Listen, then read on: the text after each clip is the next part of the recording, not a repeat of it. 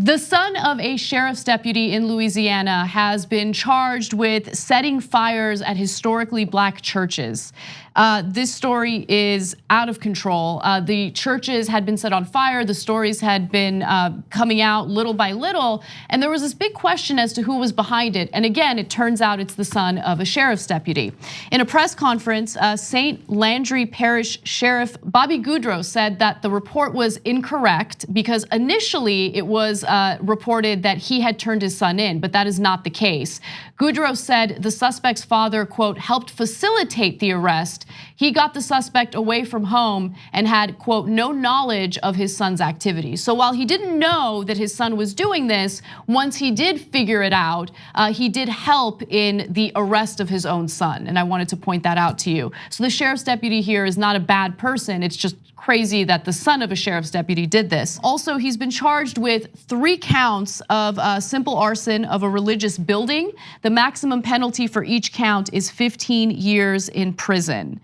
And Holden Matthews is the name of the suspect here. Another racist right-winger does attacks in America. To be fair, I don't know what his political ideology is. He burned down black churches. I got news for you. He's not liberal.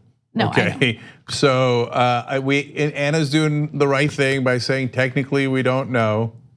Okay, but it is the right thing. He might have absolutely no political ideology at all. He might just be racist, but not care about politics. That's what I'm saying. Like, we don't know what he identifies as, so I don't want to needlessly call him anything. You know what I'm saying? He's a terrible person, and he set these churches on fire. Luckily, there was no one in the churches at the time that he did this, so no one was hurt. And luckily he got caught, and he will face, the consequences for this. Will you agree with me that if he was Muslim, we'd already be calling him a terrorist? Of course, we wouldn't be calling him a terrorist, right? But all the media would. Everyone would be calling him a terrorist, and of course there would be all sorts of speculation as to what his background is. Right. So again, I don't. There are no progressives burning down black churches. That's not a thing. So maybe he just randomly hates black people and is super racist, but has no other political opinions. Theoretically possible. Like he's in a band, heavy metal band, and I don't know. We don't know anything about his politics. That's all I'm saying, right? Okay, I hear you, and we're doing the show together, so you're getting all that both perspectives. She's giving you the facts. I'm giving you my perspective on it.